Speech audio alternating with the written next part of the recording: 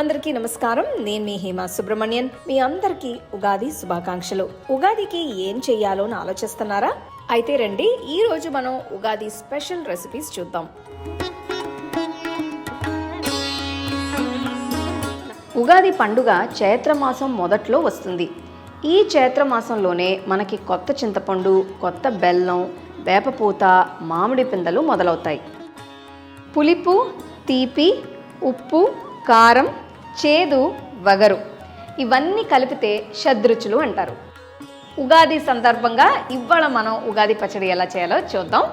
ముందుగా నిమ్మకాయ అంతా చింతపండుని తీసి నీళ్ళల్లో వేసి నానబెట్టి ఇక్కడ చింతపండు రసం తీసి పెట్టాను అనమాట. ఇది ఫస్ట్ వేసుకుందాం. నెక్స్ట్ తీపికి బెల్లం వేసుకుందాం. 1 టేబుల్ స్పూన్ అంతా బెల్లం తురుము వేస్తున్నాను. కారం కోసం మిరియాలని ఇట్లా కాస్త దంచి వేస్తున్నాను. ఉప్పుకి కాస్త రాళ్ళుప్పు అది కూడా వేసుకుందాం.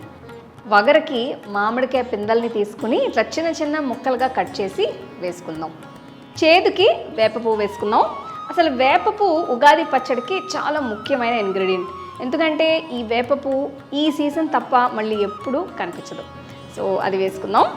అన్నీ వేసిన తర్వాత మొత్తం ఒకసారి కలిపేద్దాం.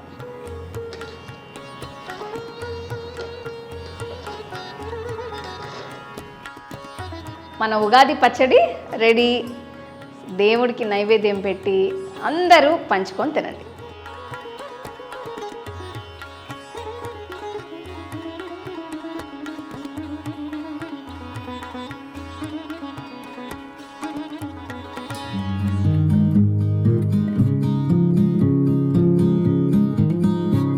మామిడికాయ పులిహోర చేయడం కోసం నేను ఒక పెద్ద పచ్చి మామిడికాయని తీసుకుంటున్నాను. దీనికి ఉన్న స్కిన్ పీల్ చేసి నేను అర మామిడికాయని మాత్రమే వాడబోతున్నాను. అందుకే ఇది ఇలా సగానికి కట్ చేసి తురిమి పక్కన పెట్టుకోవాలి. మీరు వాడిన అన్నానికి తగ్గట్టు మామిడికాయని వాడుకోవచ్చు. ఈ రెసిపీకి మామిడికాయని ఇలా తురిమితే టేస్ట్, టెక్స్చర్ రెండు బాగుంటాయి.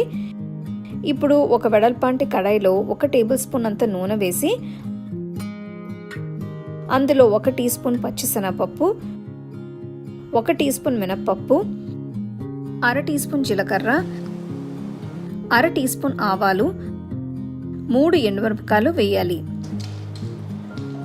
వీటితో పాటు 1 టేబుల్ స్పూన్ అంతా వేరుశనగ పప్పుల్ని కూడా వేస్తున్నాను. వేరుశనగ పప్పులు వేగిన తర్వాత ఇందులో 1/2 టీ స్పూన్ అంతా ఇంగువ వేయాలి.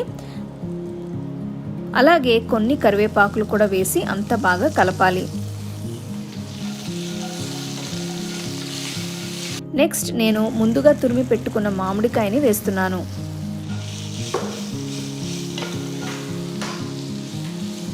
ఇదంతా మళ్ళీ కలిపిన తర్వాత తరిగిన 3 పచ్చిమిరపకాయలు, తరిగిన 1 అల్లం ముక్కని వేస్తున్నాను. మీకు ఎక్కువ కారం వద్దనుకుంటే పచ్చిమిరపకాయలని తగ్గించి వేసుకోవచ్చు. తక్కువ కారం ఉండాలంటే 1-2 పచ్చిమిరపకాయలు సరిపోతాయి. నెక్స్ట్ ఇందులో 1 టీ స్పూన్ ఉప్పు, 1/2 టీ స్పూన్ పసుపు వేసి అంతా ఇంకొకసారి మళ్ళీ మిక్స్ చేయాలి. ఈ రెసిపీ కోసం నేను బాస్మతి బియ్యాన్ని వాడుతున్నాను. మీకు కావాలంటే మామూలుగా వాడుకునే అన్నాన్ని కూడా యూస్ చేయొచ్చు.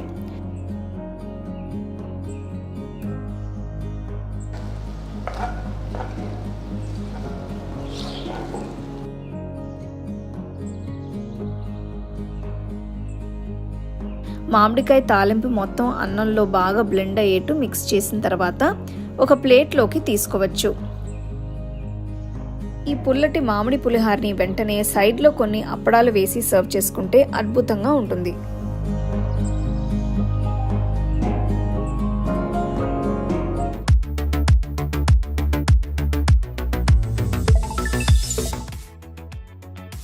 ముందుగా ఈ రెసిపీ కోసం బంగాళదుంపలకి స్కిన్ తీసేసి చిన్న ముక్కలుగా కట్ చేసుకోవాలి.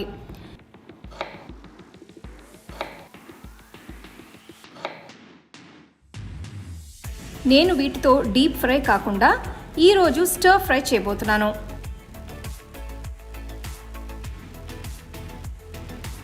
బంగాళదుంప వేపుడు కోసం ఇప్పుడు ఒక కారం చేయబోతున్నాను. దీనికోసం కావాల్సిన ఇంగ్రీడియంట్స్ అన్నీ నేను ఇక్కడ రెడీ చేసి పెట్టాను. మీరు చూస్తే ఇక్కడ వెల్లుల్లి రెబ్బలు, కారం, జీలకర్ర, ధనియాలు, ఉప్పు, కొన్ని కరివేపాకులు ఉన్నాయి. ఇప్పుడు ఒక మిక్సర్ జార్లో ముందుగా 2 టేబుల్ స్పూన్ల ధనియాలు, 1 టేబుల్ స్పూన్ అంత జీలకర్ర, 6 వెల్లుల్లి రెబ్బలు వేసి ఒక్కసారి రుబ్బాలి. ఇవి మెత్తగా అవడానికి టైం పడుతుంది కాబట్టి ముందు వీటిని మాత్రమే గ్రైండ్ చేస్తున్నాను. చూస్తున్నారు కదా, ఇవి ఇలా గ్రైండ్ అయిన తర్వాత ఇందులో 1 టేబుల్ స్పూన్ అంత కారం, 1 టీ స్పూన్ ఉప్పు, కొన్ని కరివేపాకులు వేస్తున్నాను. ఈ కారంలో ఫ్రెష్ కరివేపాకులు వేయడం వల్ల ఫ్లేవర్ చాలా బాగుంటుంది.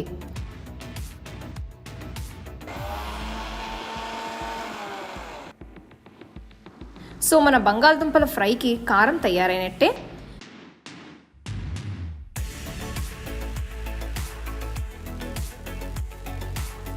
దీన్ని పక్కన పెడుతున్నాను.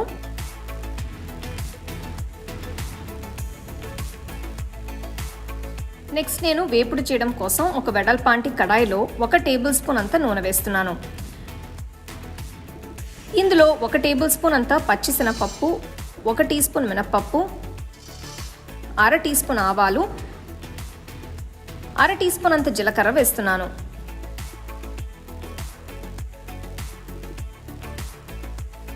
ఇవన్నీ కొంచెం వేగిన తర్వాత 3-4 ఎండుమిరపకాయలు వేస్తున్నాను. అలాగే కొన్ని కరివేపాకులు కూడా వేస్తున్నాను.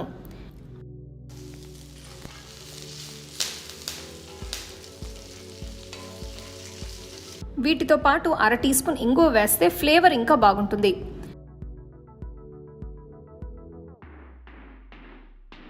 ఇప్పుడు నేను కట్ చేసి ఉంచిన బంగాళదుంపల్ని వేసి కలుపుతున్నాను. కట్ చేసిన తర్వాత వీటిని నీళ్ళల్లో ఉంచితే కలర్ చేంజ్ అవ్వకుండా ఉంటాయి. ఇందులో 1/2 టీ స్పూన్ పసుపు, 1/2 టీ స్పూన్ అంత ఉప్పు వేసి ఒక్కసారి ఇదంతా మిక్స్ చేయాలి.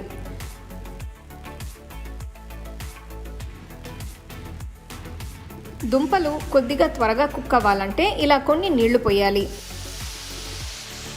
జస్ట్ ఒక 2 టీ స్పూన్లంత నీళ్లు పోస్తే సరిపోతుంది. ఈ మాయిశ్చర్కి దుంపలన్నీ కాస్త సాఫ్ట్గా కుక్ అవుతాయి. నేను ఈ పాయింట్లో ముందుగా పట్టిపెట్టిన వెల్లుల్లి కారం వేస్తున్నాను. ఇదంతా దుంపలకి బాగా పట్టేట్టు మిక్స్ చేస్తే బాగుంటుంది.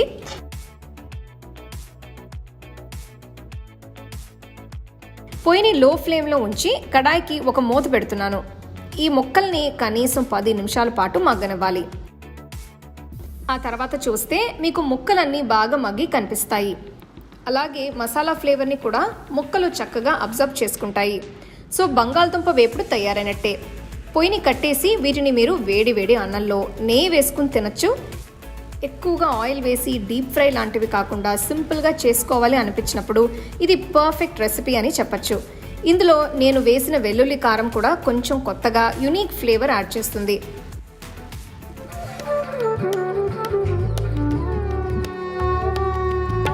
ఈ రెసిపీకి నేను 1/2 కప్పు పచ్చి బియ్యం తీసుకున్నాను. ముందుగా బియ్యంని 2-3 సార్లు కడిగి నీళ్లు లేకుండా వడకట్టాలి. తర్వాత బియ్యాన్ని ప్లేట్లోకి వేసి ఇలా పరుచుకొని ఆరబెట్టుకోవాలి.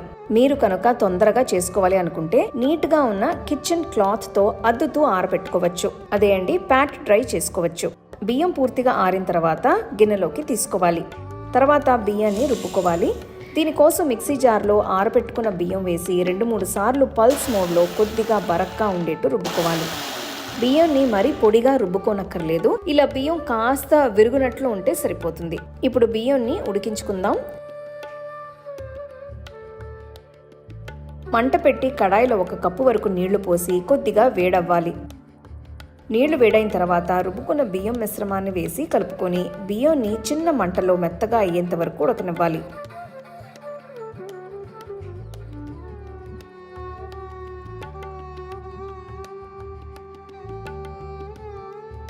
బియ్యం 90% ఉడికిన తర్వాత ఈ రెసిపీకు ముఖ్యమైన పదార్థం వేసుకోవాలి.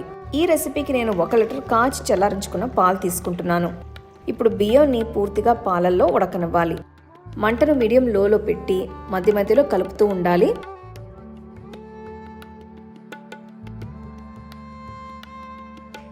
ఇప్పుడు పాలు చిక్కగా అవుతూ రైస్ కూడా మెత్తగా క్రీమీ టెక్స్చర్లోకి వస్తుంది. 10 నిమిషాల్లోనే మీరు మిశ్రమం చిక్కగా అవుతూ చూస్తున్నారు. ఈ పాయింట్లో స్టవ్ ఆఫ్ చేసుకుని కడాయిని పక్కన పెట్టుకోవాలి. నెక్స్ట్ ఒక చిన్న తాలింపు కడాయిలో 1 టేబుల్ స్పూన్ నెయ్యి వేసుకోవాలి. నెయ్యి వేడైన తర్వాత 20 జీడిపప్పులు వేసి అన్నీ కూడా గోల్డెన్ బ్రౌన్ కలర్ లోకి వచ్చేట్లు వేపాలి. తర్వాత తరిగిన గుప్పెడు కొబ్బరి ముక్కలు. ఇది ఆప్షనల్, కానీ పాయసానికి ఒక మంచి ఫ్లేవర్ ఇస్తుంది. నాకు కమెంట్స్లో చెప్పండి, మీరు ఇంట్లో పూజలకి లేదా పండగలకి ఎలాంటి స్వీట్ స్నాక్ రెసిపీస్ చేసుకుంటారో. ఫైనల్గా కిస్మిస్లు వేసి వేపుకోవాలి.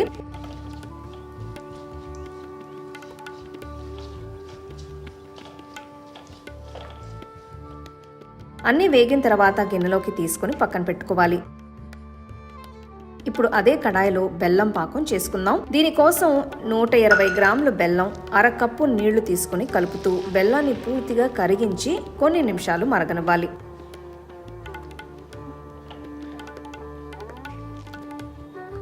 మీరు కొద్దిగా స్వీట్ ఎక్కువ తింటారు అనుకుంటే ఇంకొద్దిగా బెల్లం వేసుకోవచ్చు. బెల్లం పాకం రెడీ అయిన తర్వాత వేస్ట్ ఏమైనా ఉంటే పోవడానికి వడకట్టి డైరెక్ట్గా ఉడికించుకున్న రైస్ అలానే పాలు మిశ్రమంలో వేసుకోవాలి.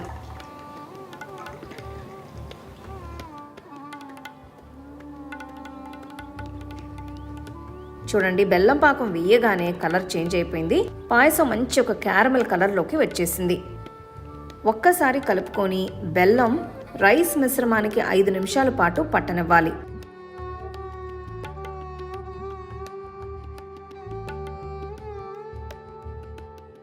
ఫైనల్గా 1/2 టీ స్పూన్ ఏలక్కాయ పొడి, వేపిన జీడిపప్పులు, కొబ్బరి ముక్కలు, కిస్మిస్లు వేసి కలుపుకోవాలి.